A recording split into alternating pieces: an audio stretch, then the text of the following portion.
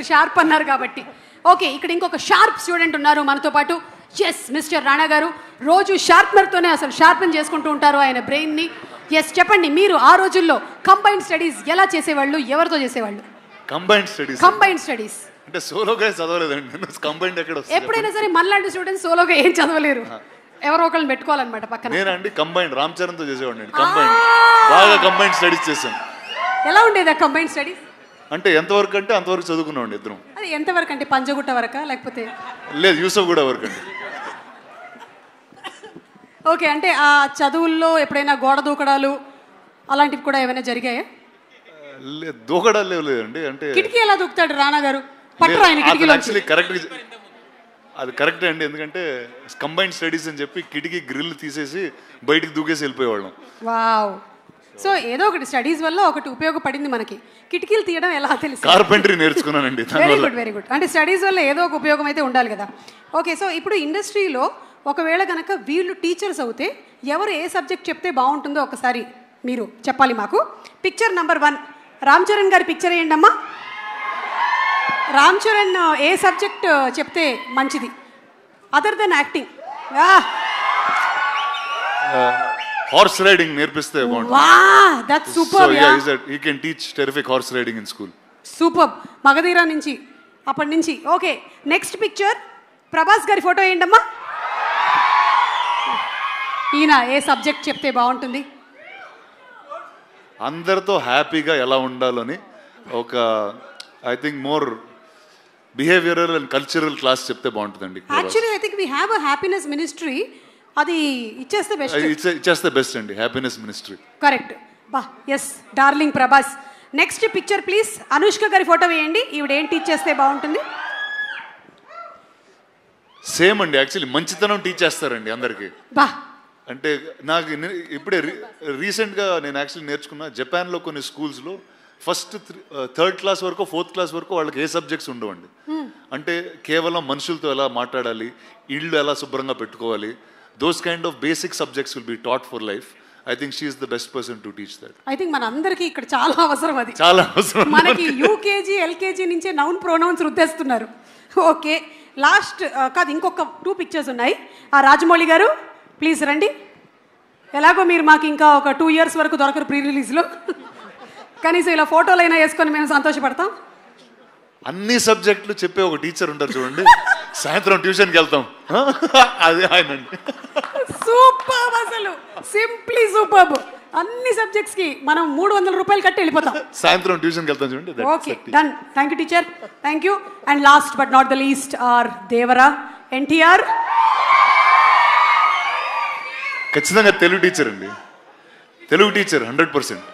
తారక్ కన్నా తెలుగు ఇంకెవరు నేర్పిస్తారు చెప్పండి? So I think Tarak will be the best Telugu teacher. ఇందుకనే మీరు సినిమాల్ని ప్రొడ్యూస్ చేసి ప్రెజెంట్ చేస్తున్నారు. ఒక్కొక్కళ్ళకి ఎంత కరెక్ట్గా ఇచ్చుకోవాలో అంత కరెక్ట్గా ఇచ్చారు కదా అసలు బిరుదులు. అండ్ అంతేకాకుండా ఎప్పుడు ఈ సినిమాని ఎక్కడ మలుపు తిప్పాలో చూపించింది కూడా మీరే రాణా గారు.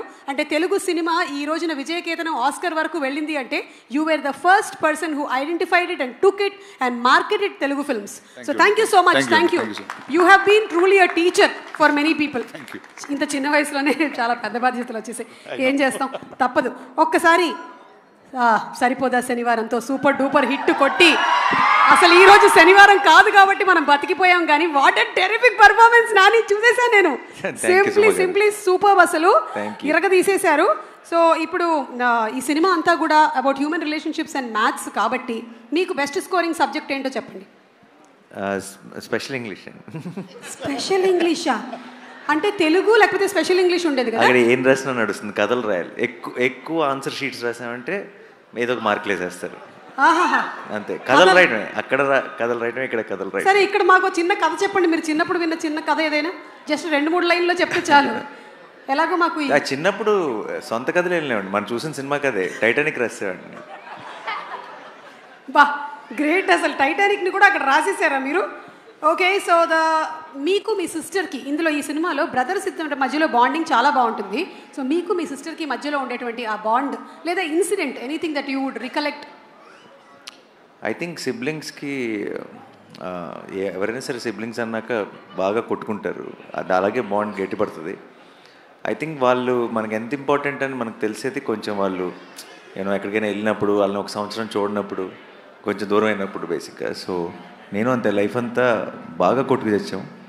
ఆ తర్వాత అది చదువుకోవడానికి యూఎస్ వెళ్ళినప్పుడు సడన్గా ప్రేమలో అసలు సిబ్లింగ్ అంటే ఏంటి, తను మిస్ అవుతున్నానని, సో అవన్నీ స్టార్ట్ అయ్యింది. Super. Last and final question, 35+ఆ 35- ఏజ్ కాదు, నా ఏజా? మార్క్సా ఒక్కసారి కూడా 35 దాటలేదు. అంటే జస్ట్ ఇట్లా అస్సలు పొరపాటు. వీటి పాపం నేను సినిమా చూశాను, వీడు అందరూ అన్ని మాటలు అంటుంటారు కదా, వీడు నాతో కంపేర్ చేస్తే వీడు బ్రిలియంట్. వీడు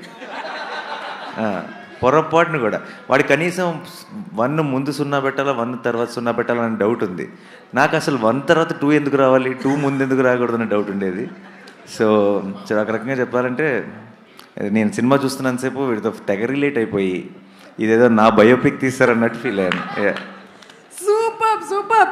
ఫండమెంటల్స్ని క్వశ్చన్ చేస్తున్నారు చాణక్య గారు, మీరు ఎలా ఫీల్ అవుతున్నారు? అంటే ఈయన క్యారెక్టర్ పేరు చాణక్య. ప్రస్తుతానికి అన్న బయోపిక్ అన్నాడు కాబట్టి నేను చాలా గర్వంగా ఫీల్ అవుతున్నా. ఆయన ఫండమెంటల్స్ని క్వశ్చన్ చేసింది కాబట్టి ఇక్కడ దాకా వచ్చిండు.